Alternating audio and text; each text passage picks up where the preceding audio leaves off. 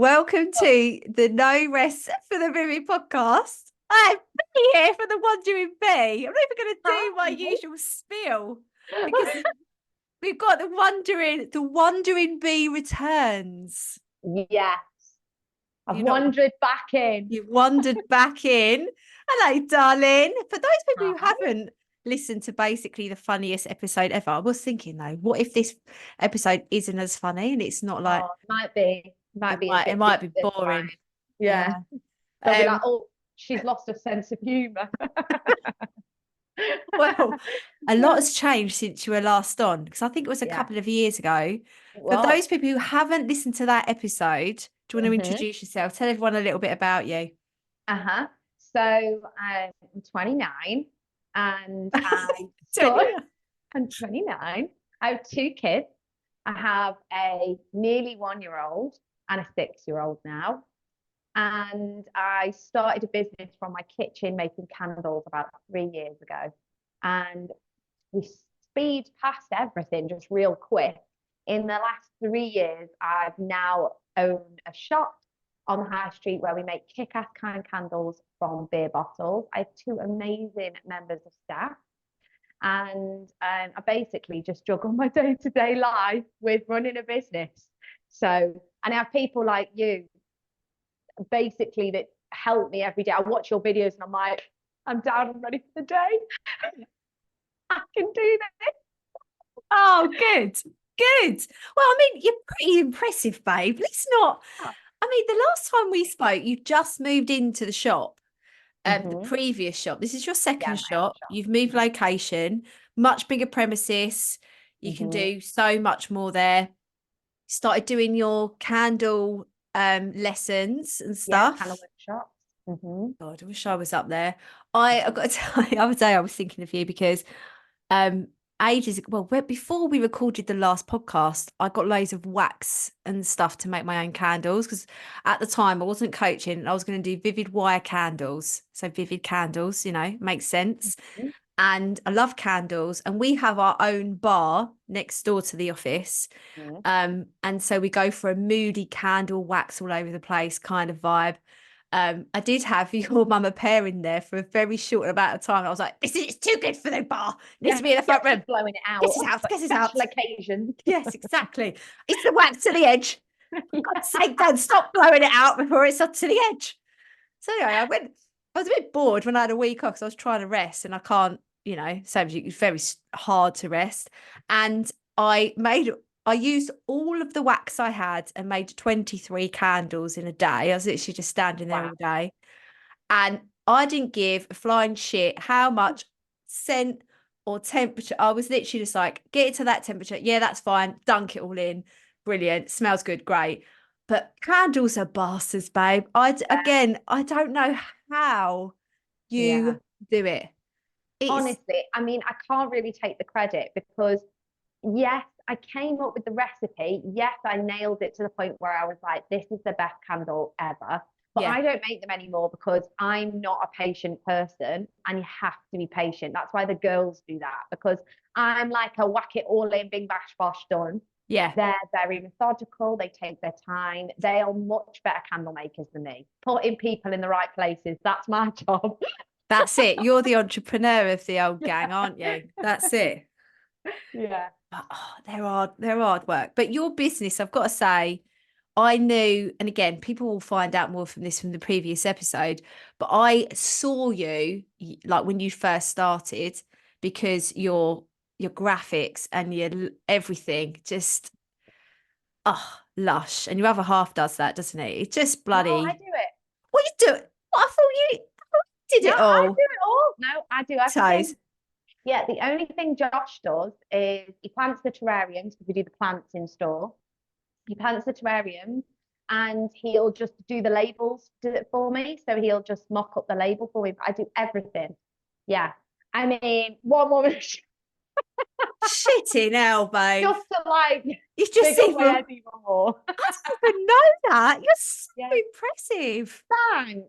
And you've got 2 kids, honestly. Yeah. Right, we'll come to that. We'll come to that. But yeah, saw your stuff and I thought, cool, that looks a bit posh. That's very nice. And then our lovely mutual friend Alice is in the Vivid Business Club. She came to an event, bought one of the candles from you to give to me as a present. And I was like, I know this brand. She was like, yeah, I know. It's big. And I was like, oh my God, oh my God. And then they smelled it. And then I was like, oh, come on my podcast. And then we had such a great time. And then I've just, just carried on. And I bought more candles since then. I bought the little Bubs Club. no, the surprise one. And I got chocolate pancakes and something leather, I think. Oh, The chocolate one is one that I feel like I need to save for Christmas. yeah, I would. Yeah. I agree. I always burn chocolate ones like from like October down towards December. Yeah. See, this is why candles are so amazing. And Mhm. are you still in love with candles as much as you used to be, or even more so? No, I what? love your honesty. Yes. No, do you know what it is? I cannot burn a candle now and just enjoy it. I can't just enjoy a candle, whether it's mine or somebody else's. I can't. I analyze the shit out of it. What And do like, you analyze? What's it on the tick sheet for a candle analysis? I'll be like, how's it burning? At what time did it reach that full melt pool? I'll be like, is it tunneling? Is the strength still there when you leave the room? Do you have to leave the room and re-enter the room? Can I smell it while I'm sat there? What are the top notes, the mid notes, the base notes? I just analyze everything. Like if I light a candle, one of my own candles, well, I only light my own candles now, but when I light one of my own candles at home, I will literally be sitting there and I'll be like, can you still smell that? Josh is like, can you not just leave the candle and let it burn? But I'll be like, I can't smell it anymore. What is it? Right, we're not making that again. Oh so God. I've actually turned into like somebody who over analyzes candles. So whereas I used to just enjoy them, now I'll just like pick them apart. There are a few I will never just pick apart. For example, like we do All Nights of Bonfire Lights, which has changed its name to Nostalgic Nights, Antique Bookshop, Wild Black Cherry Tree. I'll never pick those apart because I know they're the best they can be. So I can enjoy them and just enjoy them. But limited editions, I will literally tear apart, and it's only the best of the best that make it in the core collection.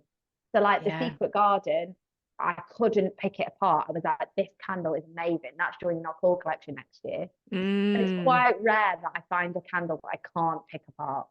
Tell me about the Secret Garden, because sometimes I get the gist of what the smell's going to be like from the name, but I can't from the Secret Garden. Is it going to smell like a garden? It's like gardeny. Like it's got like a very fresh green grass element, but it's more jasmine and sandalwood. So it's got this like creamy sandalwood scent, but with a really nice jasmine lift. And then it's got this like really natural spring element to it. It's beautiful. You should do a course in sales, because how you sell your candles is so good. Creamy sandalwood with a lift of jasmine. It's like, you I could sell. I would literally say selling's probably my biggest thing. Like I feel like, when people say you can sell ice to an Eskimo, not to big up my own nerds, but like literally I love selling. Like, and I think because I can get passionate about anything, I get passionate about a rubber. Like I can get passionate about anything. So when I used to work at Selfridges or like All Saints, like my main job was obviously to sell, but I would actually fall in love with the brand. Yeah. And because it's my own creation, I find it the easiest thing to sell because I genuinely am passionate. Yeah. It's not false. I'm not like having to fake it till I make it. Yeah. I say to people that I could probably sell ice to an Eskimo, because there was this one, was it in Wolf of Wall Street, where he says about selling a pen or something? Yeah. Maybe I've had this conversation before, and I was like, yeah, the pen, I could sell a pen to anybody, because it's the benefit of using the pen and the joy that you've blah, blah, blah. But you're very good at it. I'm just, again, another, if I lived closer, I'd come and lick your face, because I think you're so lush. I'd be like, I'm coming over, Claire. Yeah. Coming for a brew. Now, since we last spoke, another baby has entered the Wandering Bee clan. Yeah. And I just hats off to you. I chase chaos. Yeah, I and you've got another chase dog the chaos. other day as Yeah. well. Yeah. Yeah. Do you know why I got the dog? Because I felt like things were a bit quiet for 24 hours and I was like, we Yeah. need some chaos. Let's go get a puppy. I'm mental. I'm actually deranged. I It's just so funny. I was just thinking like maybe I've wanted another dog for ages, and then I said to I saw yours and I was like, she's literally made a decision that she's got a dog and the dogs are there. Why am I saying maybe we should wait till spring to get a new Yeah, dog? I just don't wait for anything. I'm so impulsive. I'll get it off my mum and dad. I'm super impulsive. So like if I want something, I don't think about it. I just get it and I think about the consequences later. So like I had a dream that I had this dog at work and I swear on my life it was Dusty. It was a lavender coloured chihuahua. And I was like, I think I need that dog. And I woke up and I went, I'm gonna go get a dog today. And Josh went, you being serious? I was like, full on, deadly serious, I'm gonna go get the dog. By 7 p.m. I'd bought the dog. And I love the fact you've just said you're just telling Josh what's happening. Yeah, yeah. Yeah, Oh yeah. He just is so chill. Oh my God. If you met Jill, Jill. If you Jill, all met Jill, right, Jill. all right, Jill. If you met Josh, he's so chill. He's like lying down. Like he'll tell me if I need to be told, but I rarely need to be told because generally they're all good decisions. Like the puppy Yeah, is amazing. He's a proper little shop dog now. I love that. Just adds Mm. character to the store, I doesn't know. it? But one good thing is we've actually minimized some chaos because Josh got the snip last week. Okay, well No done, more kids. Josh. Yeah, exactly. So no more kids. Do and done. The Two done. end. That's it. Two girls done. Love I it. always dreamed of having two girls, so I could be like up the stairs. I could be like, "Girls, pack it in," and I love it because I can do it now. I love that. So when you like with all of this chaos and then you just didn't have much room, but then you wanted to move to the shop. And it was this idea that you walked past, it's the staircase. It was a Mhm. bridal shop, wasn't it? It was Tell like a mother of the bride. Oh, okay. So Mm. so tell me the story because obviously you've made big, bold moves and you had the warehouse, you had the other shop, you had this shop now. Mhm. And obviously being on the high street, I'm guessing you get a lot more traffic. Yeah. But what was it? I think I know the answer to this, but I want you to tell the story of like how did Mhm. the next shop come along? Well, basically, how it worked was I I had walked past this mother of the bride shop several times throughout like my life because I live in Stone. So I've walked up and down this high street however many times. And I'd walk past and I'd be like, wow, that staircase, I love that staircase. Just had a feeling about the shop, right? And then what happened was I had got to a point in the current shop where everything was just chaotic. Yeah. I mean, we were grinding bottles with parcels beneath our feet. Okay. Like we were like reaching over, trying to like grind the bottles with like parcels all beneath us. And it actually reached a point where I said to Josh, there's only two ways this can go. It can either be we stop, we just completely stop doing everything. We stop the wandering bee and we don't carry on because it became unsafe, Okay. or we move. And at the time, I wasn't really in a financial position to be like, I'm going to go get Chockbox, which is a huge shop at the top of the high street. I'm going to go get that. It's like £2,000 Mm, a month. And I was like, not in a position to do it. So we were kind of in a catch-22 where I knew I needed to move, but I didn't have the money to. mm. And a little bit of Stone, which is our like area Facebook group, put a post out that was just basically um about rents in the high street. And I commented on it, funnily enough, saying if the rents were cheaper in the high street, they'd get more independents in. But independents can't afford to go into the high street, it's too expensive. Yeah. And a lady commented on my post saying, come and check out the building we've got, and I'm sure we'll have like a nice rent. Lo and behold, it's my current landlord now. So I messaged her, Heidi, and I was like, saw your comment. I would love to come and view the building you've got. So she brought me in, and I didn't know that it had this whole massive upstairs. So just as a brief overview of the shop we're in, it's a very long, thin shop with a square shop front at the bottom, right? Mm. And you go up the spiral staircase, there's a mezzanine, and then a massive production room. Like, it's huge. I could live in it. Wow. Beautiful. It's stunning. That leads onto a huge stock room, which leads onto a kitchen. Then there's another staircase that's Whoa. got, and then there's 5 rooms. I'm in one of them now. There's 5 rooms on the top floor. One of them is Josh's office. Josh's office. I'm currently in my office, which is empty because I'm never in it. And then you've got other rooms, 3 other rooms. Wow. And the rent for here was so much cheaper than like the place at the top of town. And it was just really well priced for like what I could get here. And I have a huge car park, which in Stone High Street, you don't get parking. So it's a massive bonus. It was a Wow. no-brainer. I knew I didn't have the money, but I thought, screw it. I mean, what's there to lose?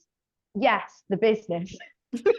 but I think I said it in the last podcast to you. I'm just like an all or nothing. I didn't want to stay where I was. So I just thought, you know what? It's either I go for it now or I never do. Yeah. So I just said to Heidi and Wendy, I'll have it. And then I just decided that I would figure it out later. I thought, you know what, I'm bound to get more foot traffic. Bound Yes. to. And then also the other thing I will say, which did give me some confidence, is I have my subscription box. Yeah. And my subs club, at the time, I think when we moved, I had around 60 or 70 subscribers at that time. And my churn rate was really good. So I was getting at least 2 to 3 new subscribers every single month. So I was like, if that continues to grow, I'm already getting a bit of cash at the start of the month that I know can help me pay my rent and the girls' wages. So I just thought, as long as I push everything I can into it, I'll make the money to pay the rent. And that's all I need. I just need to pay my rent, you know, pay the girls' wages, pay myself because I need to live, and pay my like direct costs. Yeah. And then I'm fine. Worst comes to worst, I stop making candles for the month and just sell, you know? Yeah. So I just took it on. And then I basically moved here, what was it, about 14, 15 weeks ago? Yeah. Yeah. And one of the biggest hurdles I've had to come over was summer, because summertime isn't as heavy selling candle time as winter. No. And every other year previous, we've really struggled throughout the summer. So I bought in the plant section. So we have half of the shop is now full of plants and terrariums and propagation stations, rare plants, cuttings, hydro herbs. And that helps us massively. Now I sell between 10 and 15 terrariums a week. So that really helps me grow the Wandering Bee brand, because we hand make them all ourselves, but also gives us that edge in the summertime to again help us like pay the rent. You're a freaking amazing businesswoman. Again, this is just all a love fest because, you know, I just think you're the you know, amazing. I know that growing your business in the way that you have has meant you've had to grow yourself in different ways. You know, like mindset, development, spiritual, if you know, you're that kind of way. What have you discovered about that kind of thing since you've pushing yourself and growing in the way you are? Loads. Lots of things. I'm a completely different person in many ways from 3 years ago. One of those things is I'm a lot more resilient than I ever thought. But there's a lot of spiritual things.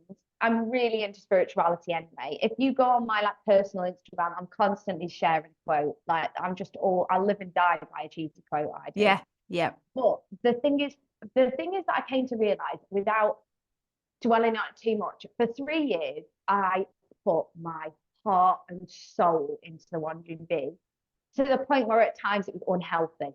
Like, put it that way.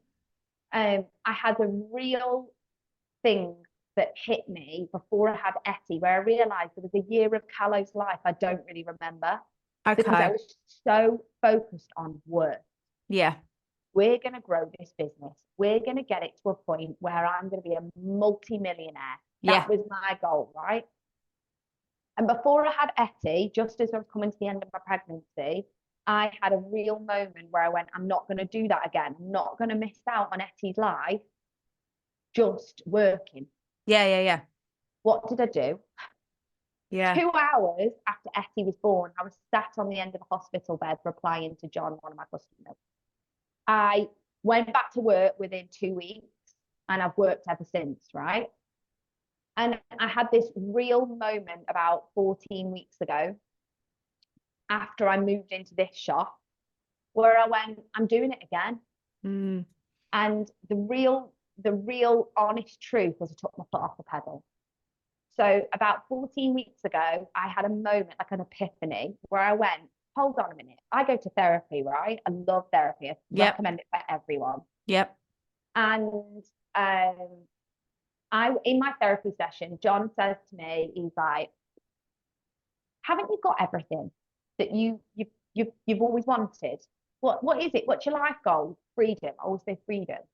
And he's like, okay, what does that mean to you? And I'm like, I can make my own hours, I can go on holiday when I want, I can do X, Y, Z, right? Apart from affording to go on holiday when I want, I basically do have the life I've always wanted. Yeah. I have my dream job. I have amazing girls that work for me. I can rotor myself in or not in whenever I want. But then I'll say, oh, I'm chained to desk. Well, I'm not, because if I wanted to leave, I could leave. You know, I could close the shop today and go home if I really wanted. And I had this moment where I went, hold on a minute. What am I currently pushing for at the right now? Yes, in a year, 6 months, next week, 3 years, I might again have this goal to be a multi-millionaire, right? But right now, I just want to have fun.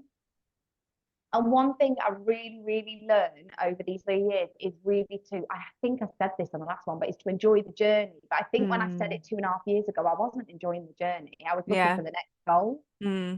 So right now I'm kind of sat in this position where I'm like, you know what? I really just want to enjoy my time.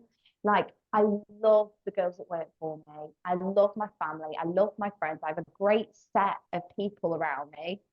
I have this beautiful business that pays my rent and pays for my life and pays for other people's lives, you know, that enjoy working here. And I just had this moment where I was like, actually, I'm just going to enjoy myself for a bit. I'm just going to see what happens if I just enjoy myself. My mental health feels better. I feel like, yes, like I say, one day I might want to keep pushing again. And I'm not saying I'm not always pushing, I always am. Yeah. But there's also something really beautiful about just accepting with where you are and still pushing that goal, but having fun while doing it. Instead of, I'm quite a serious, I always find it weird referring to myself as a businesswoman, but I suppose when you put it, I suppose I am, but I follow everything by the book. I don't do anything you know, don't tell the tax man. I'm very, very by the book. And I do one-to-ones every month. I do quarterly reviews every 3 months. I make sure my team are happy. I work towards where their life goals at. Where do they want to be in 2 years, 5 years, 10 years? Where do they want to be with the 100B, right? I'm very serious in that, and I still do that. But I'm also a little bit lighter because I did realize that I think I'd reached a point, especially in the old shop, where I was like, just every time I was like, where are we going, guys? What we're doing? Let's move that goalpost way over there. We're way over here. We need to be all the way over there. Yeah. And I think like mentally that takes a toll because you never feel like you're achieving anything, you know? So I've learned a lot. And I think as well, one thing that I really realized is that like when I said about forgetting about a year of Callow's life, I lost friends within that time. And that really has affected me more than anything else because I realize now that I'm like, God, where was Beth during all that? Because Beth wasn't here. It was worker B, shall we say. I always split myself into two B's, work, Beth, kind of personal. And where was Beth? And I don't know where she was. That's the honest truth. I don't know where she was because she wasn't here. She was so buried underneath work B, you know, making a business grow, making a success, that I lost me. And I'm just now regaining me again, basically, which I love because I'm beginning to enjoy work again, you know? So it's like you're blending them. It's a fuzzier line between the two. 100%. I think I had it drilled into me, which is amazing, by the way. I'm never done on this. I had it drilled into me. I have a lot of like business adults around me. Now, adults like I'm referring to myself like I'm 12. But like, you know, I have a Yeah. lot of business people around me. They give me a lot of advice and they've helped me get to where I am, including my dad, my father-in-law, you know. And one thing they were always dead set on is making that line and that boundary between like staff are staff, not friends. Yeah. That is hard. Mm. Especially when you get on with like how I get on with the girls. I'm still a young girl myself. So it's really hard to like, I found it mentally for 3 years a real challenge to do that. Mm. And like 14 weeks ago, whatever, I just had a moment, oh, I went, screw it, I don't care anymore. I was like, yes, as long as they understand that boundary that when I need to be their boss, I'm their boss, we can still be friends. Yeah. We had a big chat about it and I had a meeting with both of them and I was like, that line is blurring. We're going out, we're getting pissed. Jen was holding my hair while I threw up in the toilet the other week, like after a night out, right? That line is blurred. Yes. Where do we go from here? Do you guys still understand that, you know, like I'm still your boss? So when we're at work, I can still be your boss. They're so good about it. What scares me is when I hire again and finding somebody that also gets that. But at the moment, they get it. And when we do our quarterly reviews and our one-to-ones, we are employee and boss. And when that meeting ends, we're friends. Yeah. Unless shit hits the fan and then I have to be their boss again. Mm. But I'm learning to be B and Beth at the same time. And that's what it was when I very first started the business. But I think I just like lost myself for a bit on just constantly wanting more. Never satisfied. To be honest, I'm saying like I am never. That's why I'm always searching for some new chaos because I'm like, everything's boring. Let's go make some chaos. Yeah. Yeah. But I live my life that way. But I think sometimes I've just got to learn to see the beauty and just enjoy where you are. Mm. It's, Yeah. it's an ongoing thing. I'm still learning, you know? But I totally get where you're coming from because I'm very similar in that way. I can't, I'm not allowed to just get a dog straight away. That's the only thing. But I think my husband always just says to me, please, can we just have a quiet year? Please, just 1 year where nothing big happens. And I'm like, okay. I don't, and this not gonna happen, mate. I just sort of say okay for the sake of it because it's Yeah. I am always for the next thing. Always. I've never been any different and I Same. never will change. And I really love it about myself because I'm freaking excited. Yeah, Hello, me. Hello. I'm so exactly. excited. One of Yeah. my Vivid Business Club members sent me a reel of somebody of just like they go to sleep and they're just getting all these ideas all the time. And my brain doesn't stop. It works so quickly, and that's my superpower, and I love it. But what I've found now is recognizing. I think I spoke to you quick about human design. Did we chat in Yeah, DMs about human design? we Now did. I know I'm a projector. I Mm, haven't got all of that energy all of the time. I have to rest, and now I do that, and I rest often. I'm mm, so much more productive when I work, and it's like I'm satisfying it. I don't mhm, procrastinate about working towards the big things. So I've got a beautiful balance of being completely, I want more and mm. I will always want more. I'm never going to be like, Same. oh, well, but exactly the same time, I am completely satisfied with what I have. I'm more than Exactly. satisfied. I have the Yeah, most beautiful life I could have ever imagined, yeah. but I want more. So it's like that level of gratitude of saying, 100%. I don't need anything, but I want But I it. want it. Yes. And that's what I'm learning because I think I used to turn my want Yeah. into a need. Yep. Yep. Yep. And it was learning to like balance that. And Hmm. one thing I saw a couple of years ago, and I live and die by this, is it's about like rejuvenation circles. And I find it Mm. really interesting. I can't remember if I mentioned this on the last time we spoke, but and it's about how, like, say as you're up here, right? And this is when you're at your highest, you're coming up with your best ideas, you're the best businesswoman, you're the best friend, you're the best mom, you're the best, best, best, best, best. You're up at the top. But everybody goes and lives in this like circle, and it could be monthly, it could be yearly, it could be every 3 months, whatever it is. It's different for everyone, and it can change. And you'll sit at the top of this circle and you'll begin to dip.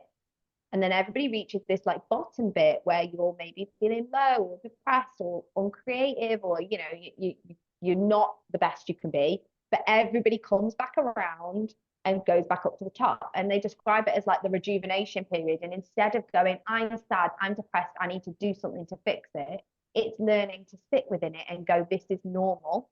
Absolutely. I'm rejuvenating. I'm having my rejuvenation period, and I will come back up. And that's what I'm learning to do. I'm learning to rejuvenate.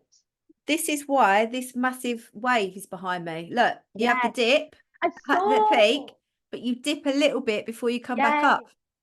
So I saw your video, and it literally is what I live and die by. That when you described the wave, I watched a video and I was like, that's literally what I live and die by. Because what I used to do is go, I'm depressed, I need to do something quickly. Let's do something. Whereas I'm learning to just, like, I've described this period I'm in with my business right now, and who I am as a person as my rejuvenation period. Usually my circle's really tight. Should we just say that? I just go round in circles really quickly. I'm like high, low, high, low, high, low.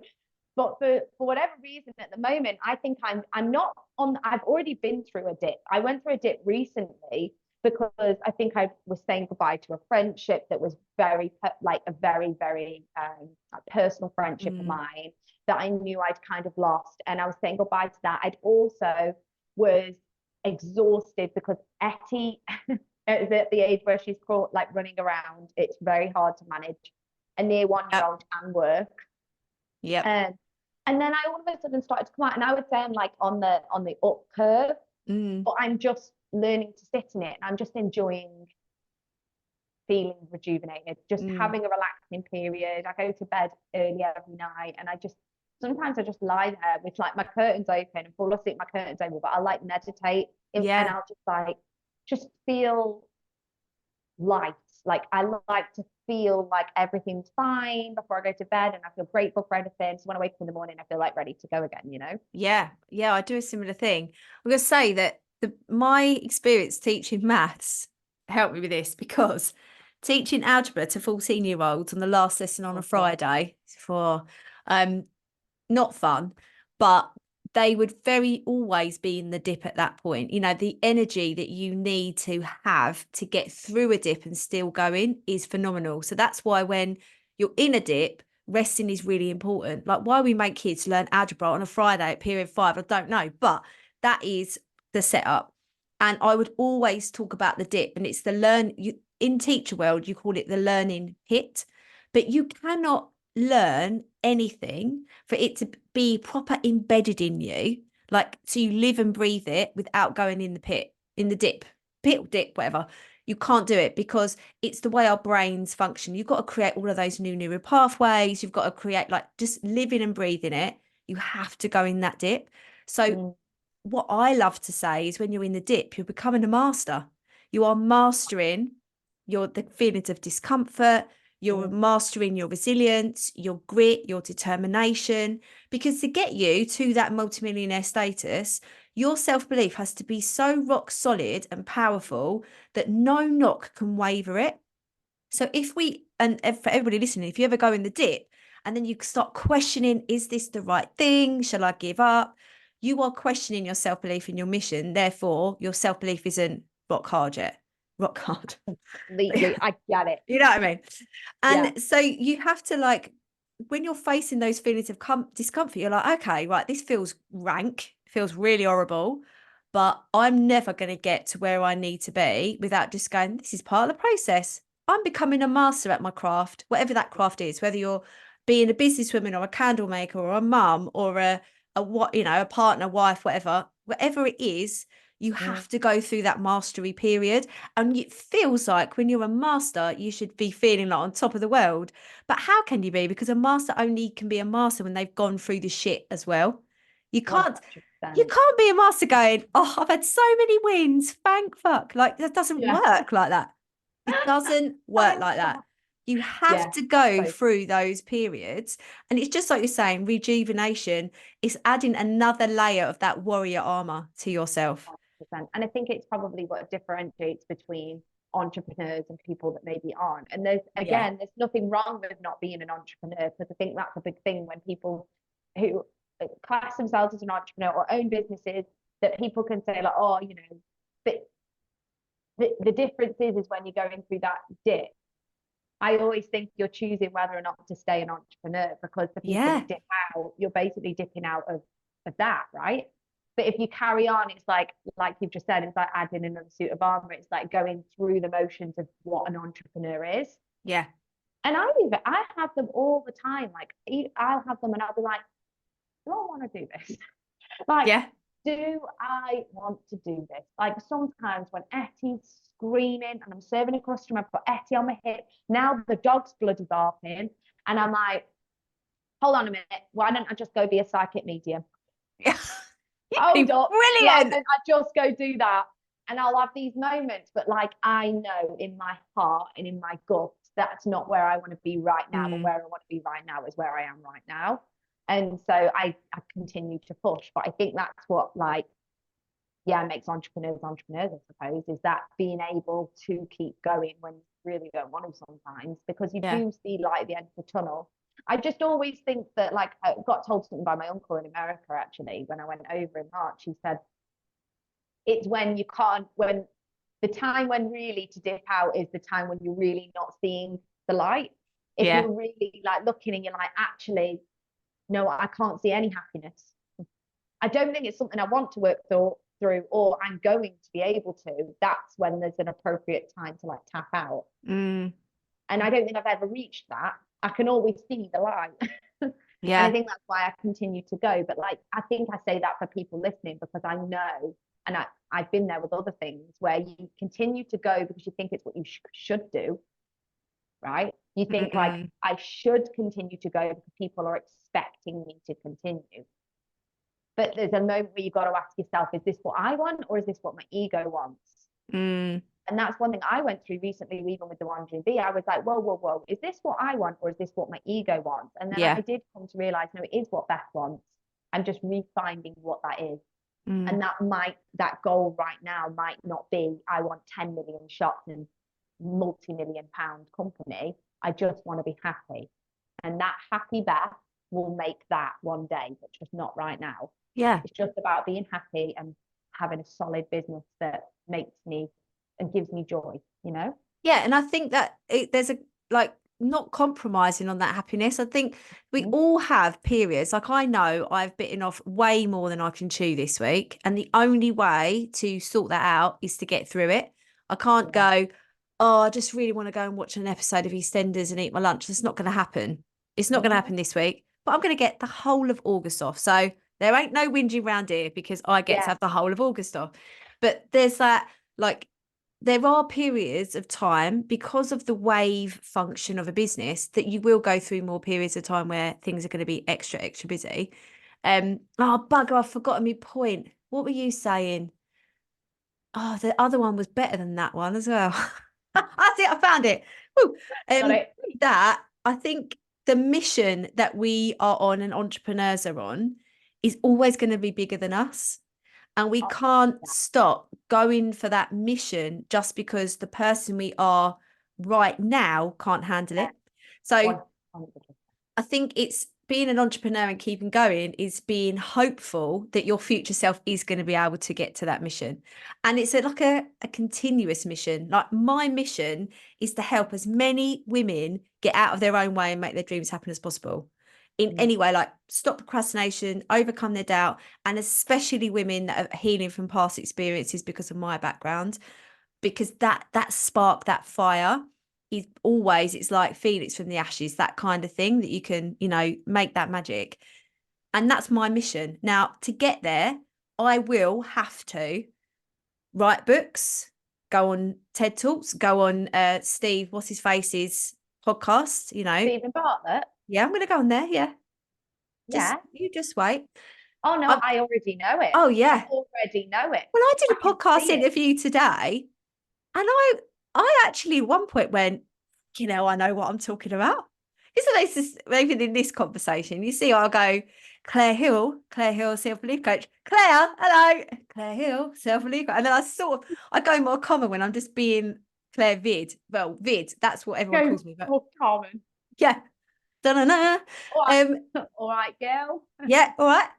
But that Stephen Bartlett version of me, like I was doing a podcast today, I was thinking, I really know I'm not You bullshitting. do. I You really do know your know stuff. my stuff. No, I not to blow smoke any more smoke up your ass, but genuinely, no, you really do. Because I'm going to say something. This makes me sound like an absolute knob, but I am very critical, and I don't generally look at a lot of things and go, "That's mint." Like I'm quite critical. I've always been that way. I'm a massive perfectionist.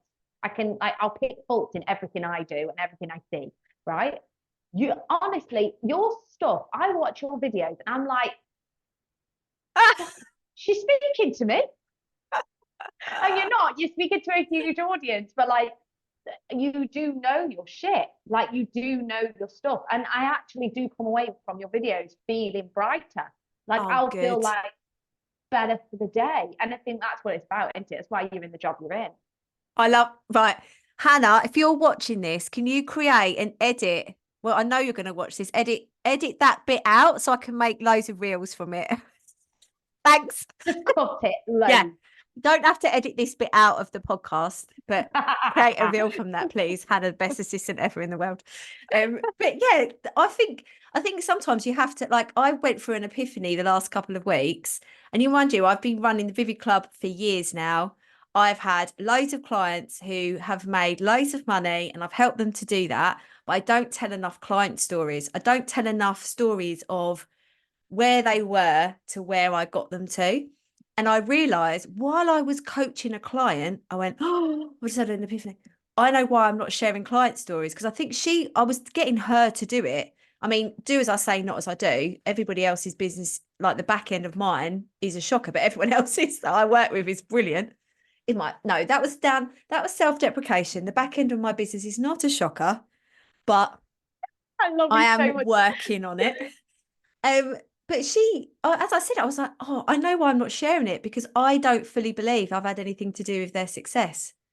Now, I know, I mean, I have voice notes saved, and I've got a whole album in my phone dedicated to what I call kudos. So like that, there are moments where I'm like, really?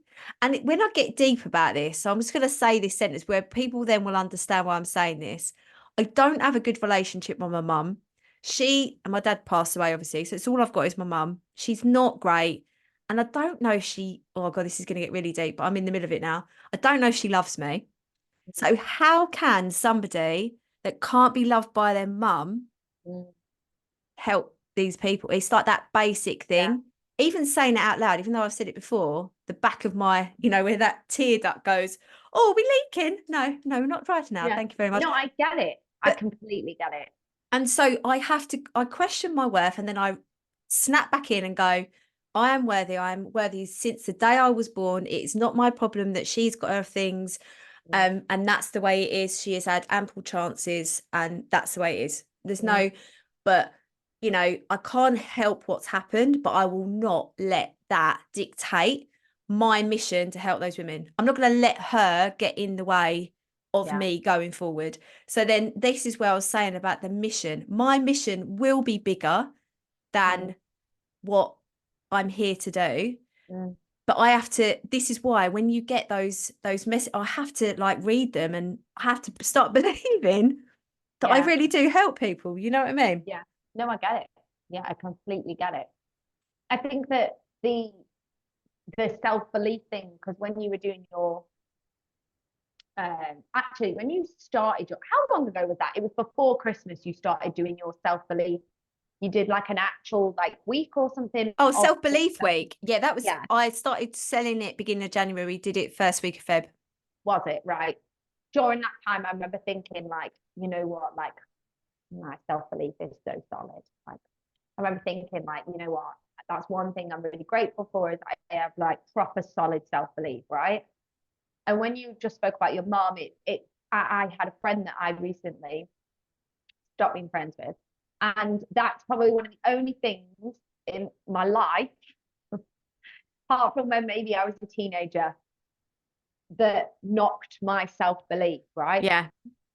And that, having your self-belief knocked, I think, as an entrepreneur, is the single hardest thing to overcome.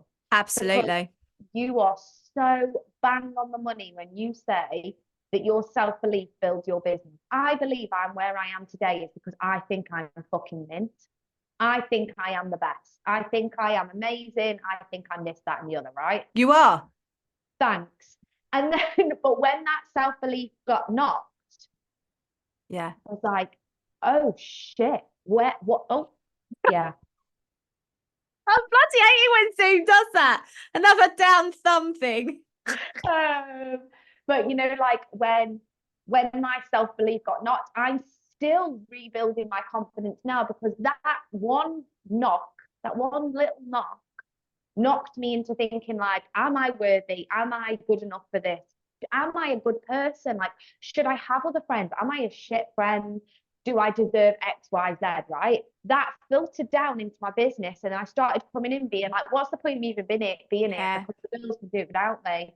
Yeah. All for my self-belief, and I'm just building it back up to the point where I go, no, I'm in again. I would say I'm 75% there. I still got a bit I'm rebuilding, but you are so bang on the money when you talk about like your self-belief is what builds a business. Absolutely.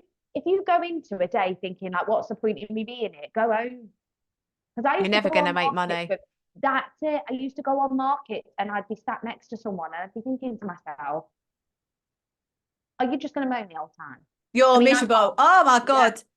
Oh, I can't really say Miserable. anything. I used to moan about the weather from the whole time I was there, unless it was 26 degrees, I'd moan. But I would never moan about making money. Never.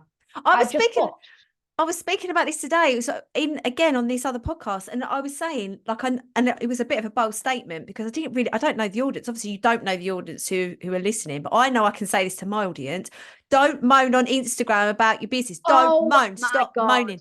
No one wants to buy from a whingy person. No one. I remember Spread the joy. This. I literally was like, oh, it does my nutting. Say it again. Say it louder for the people at the back. It does my head in when I see these people and like, please like this post. I'm like, don't say that. I'm like, oh my God. Pity party. You're having a pity party. Oh my, I hate it when people like go online and they'll be like, I see it all the time as well. People will be like, oh, the algorithm's like, yeah, the algorithm can be shit sometimes, but unfortunately there's nothing we can all do about it. It's free. It's free marketing. Yeah, start paying for ads and then moan about it. Oh, I get it. No, I get it. 100% I get it. I really don't. I can't stand the pity parties on Instagram. I'm just like, shut up. Yeah. So sorry, that sounds so mean, but I am. No. But because it's tough love, because they need to hear it. If you, I'm going to look right in the camera now. If you are one of these people, stop moaning, start talking about how much you love your business. Tell your love story of your business. Tell, why did it begin? What do you love most about it? What's your magic? What's your superpower? Talk about something you've made that's amazing, or somebody you've helped. Start talking about the love, and remember that you get to do this. No one is making anybody run a business. No one's going, you should show up every freaking day. You get to go and sell every day. No one's doing that. You get a choice. You get a choice. So if this is your choice, own it, be grateful. You get to do it. Not every job. There's no job in the world that is 100% perfect. You're not telling me that Beyonce sometimes thinks, fuck, I don't want to wear this cowboy hat again. Like, I really want to wear something else.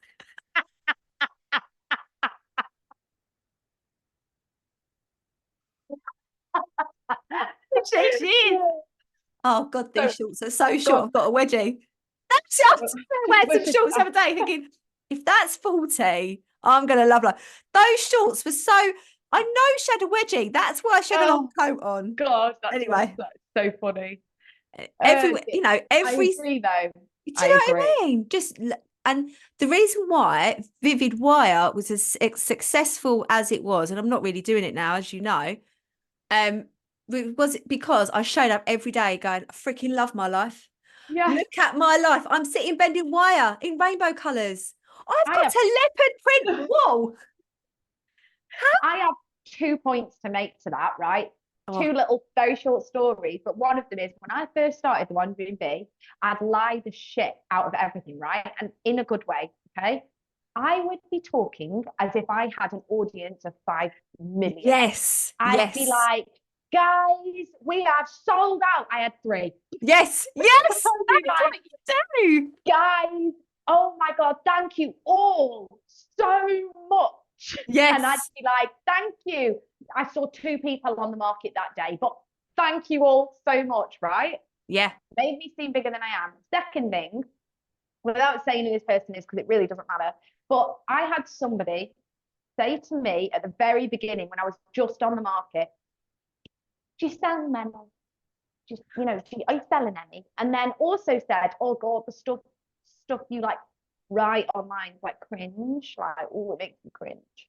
I could have, if my self-doubt, bringing it to that, was louder, I could have let that knock me, stopped saying we when it was me, stopped saying we've sold out, thank you all, and stopped doing all of that. And I guarantee if I had, I wouldn't be where I am. yeah, I just carried on acting as absolutely. if I was the be all and end all, and that I had thousands of people falling at my feet until at the point where the Wandering Me, not me now, but the Wandering Me is at the point now where we do have thousands of customers that are loving the Wandering Me products and will live and die by the Subs Club. Yeah, But I had to build that up and ignore the people that thought I was cringe. And people still think I'm cringe. I still have people that will go, oh my God, I can't believe you posting that. I'm like, so I don't care. but you know that people used to say that to me, and then there was like, we had that conversation about the loss of friends, because was it that I spoke about me losing my friend, and then you messaged me about it? Yeah. Um, she had said once, I can't believe that you said such and such about something. She used to comment on my stories all the time, like comment on how I was, and that meant that I showed up less because she was in my brain telling Yeah. me of like all that cringe. And I just think there were some people that in the beginning did go, what, you're making money out of wire? One of my best friends said, you're basically just making things out of coat hangers. Like, I got a massive commission for a hotel. Um, everyone, like loads of people already know this, and I charged 5 grand for this commission. Massive, it's freaking huge. And actually, I should have charged more. I should have. It was bespoke art. It was 5 meters long and as Wow. tall as me, right?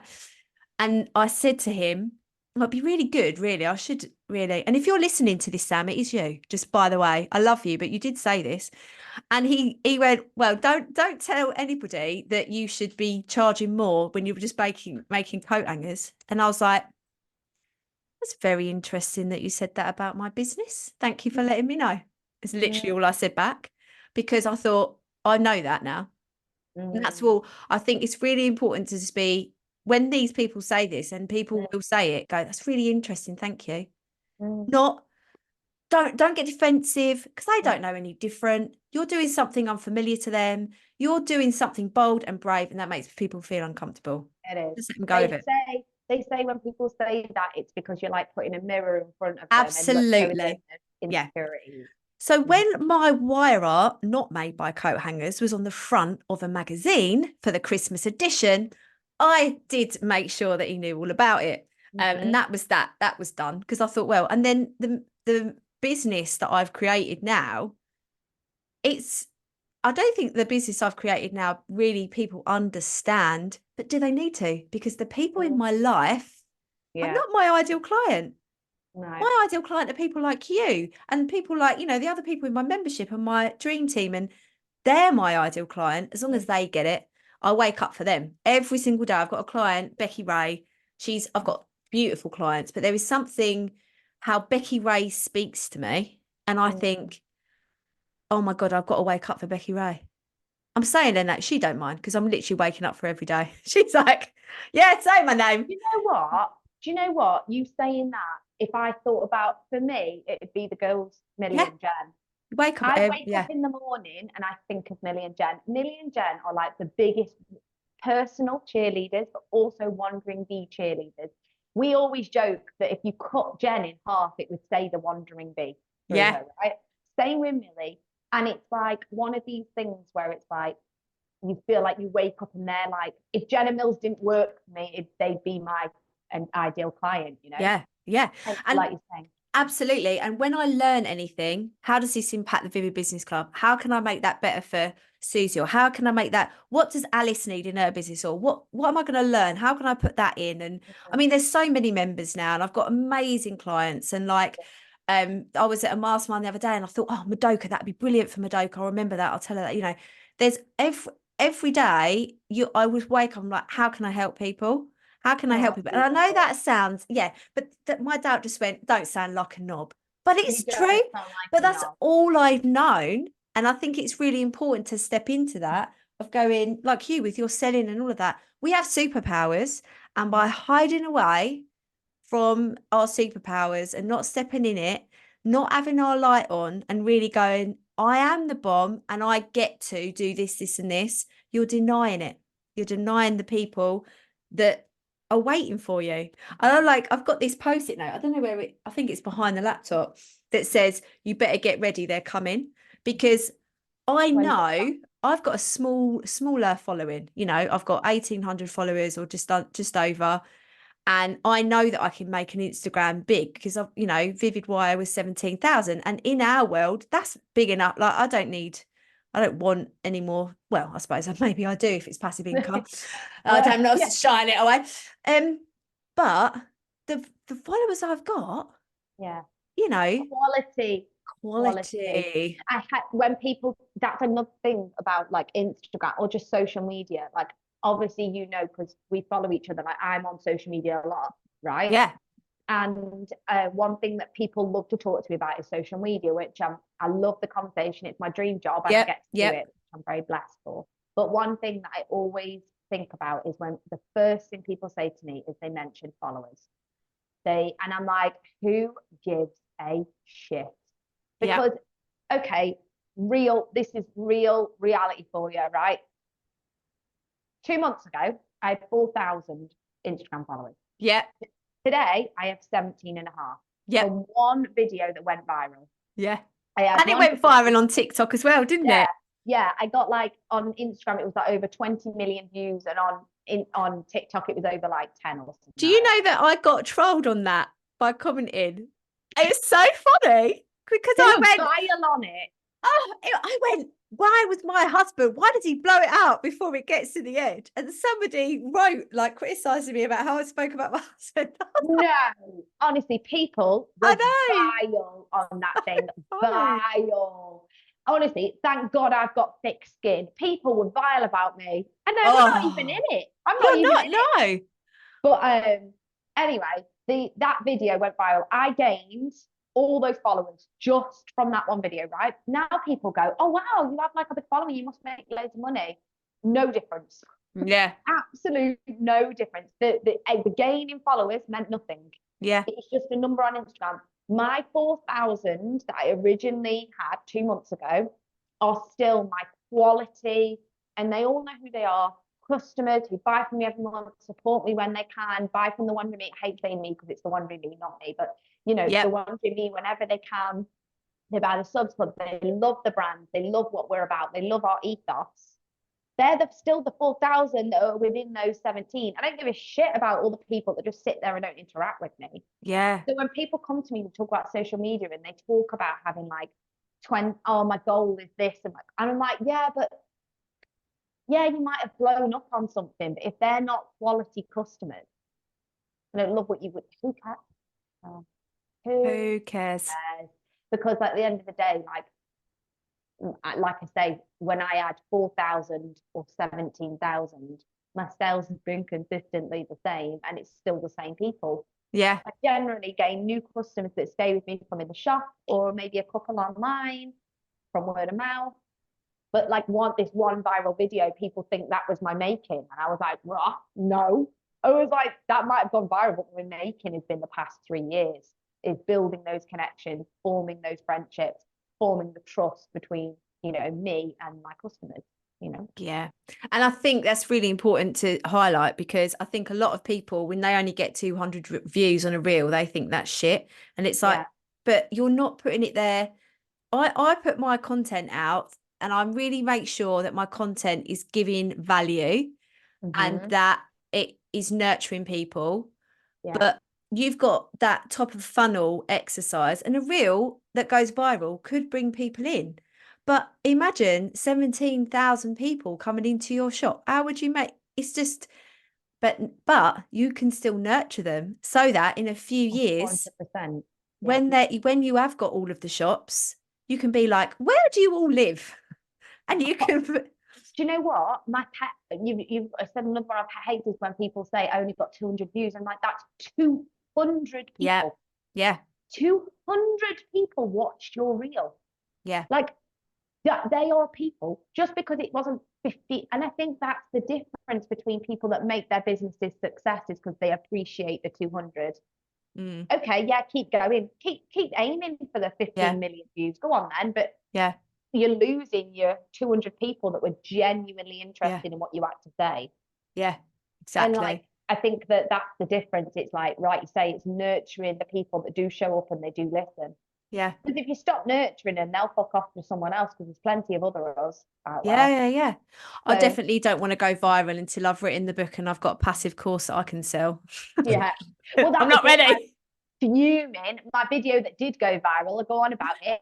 I was like, I didn't mention the wandering being once. Oh, oh no, I didn't think of that. I went like full blown viral, and I was like, yeah, didn't mention the wandering bee once, didn't have my name on there, nothing on there about the wandering bee, but I went viral. Great.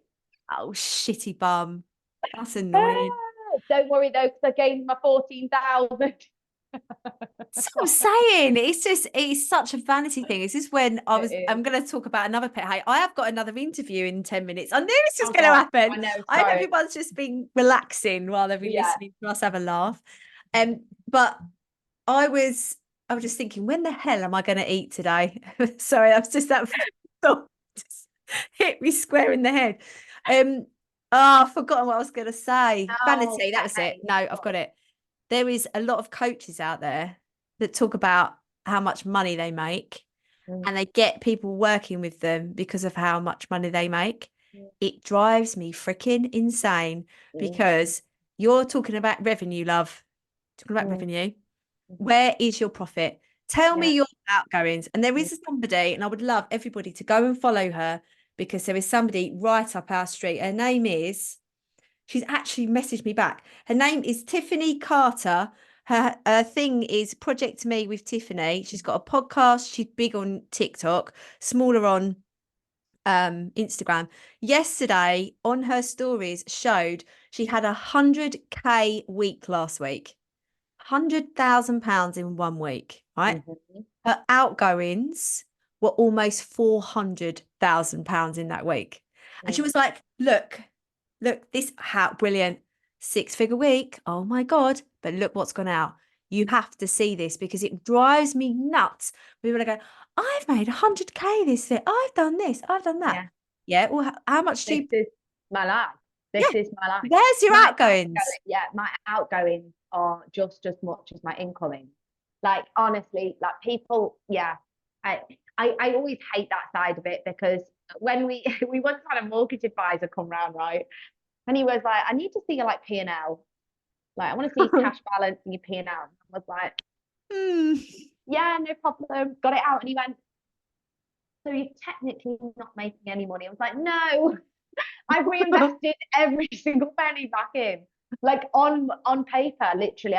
Or even I'm just not making any money, because I literally pump it all back into the business Yeah, to yeah, make more yeah. bloody candles, right? Yeah, But like, when people see like your turnover, they're like, fucking hell. And then it's yeah, like, well, no, because like that's how much it cost me basically to make and reinvest and buy more to cover yeah, December and the staff wages, you know. yeah. Like, the only actual profit I really make and actually take away is my own wage, which is not a lot. I don't take a lot of money. So like, that's literally the only real like profit I would make, because all the rest Yeah, is gone back in. yeah. Last year I had my biggest year turnover wise. Loved Mm, it. It was also my biggest outgoings year. So I Yeah, made less profit. same. I invested so much in my coaching and my training and staff, like having Hannah work with me, having a proper accountant, because I just like get stuff in place. Investing back into the Vivid Business Club, investing in events, going places. I'm going to like America in September for my mastermind. Going all these things. That, you know, luckily I make enough profit. It does sustain my life. But I am in, you know, that is business. If I didn't make all those investments, there was no way I'm going to get to 7 figures. No way in a million years, because that investment of growth into me, my resilience, my brain, getting in the room with other people that are there or ahead of me, that's what gets you there. It's that self, again, I've basically just been investing in my self-belief. I can't talk the talk if I don't walk the walk. Exactly. But that's it. But I think that's why what you do sells, because you're doing it yourself. Yeah. When somebody's doing it and they don't do it themselves, you're like, well, you don't even do it yourself. You have a full-time job doing something else, and this is your side project, then it's hard to listen to, because you're like, you're selling self-belief on something that you don't have belief in. Whereas you actually do, because you're living every day being self-employed, having to sell self-belief, you know.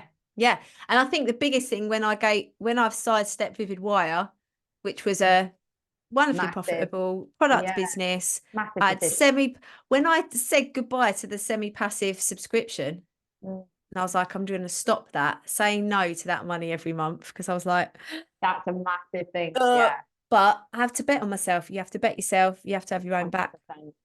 I believe that if you've got enough self-belief anyway, you can make it of anything. I always say, people say, did you just really love candles? Like, no, I just knew I could make anything work, and I chose candles to make it work.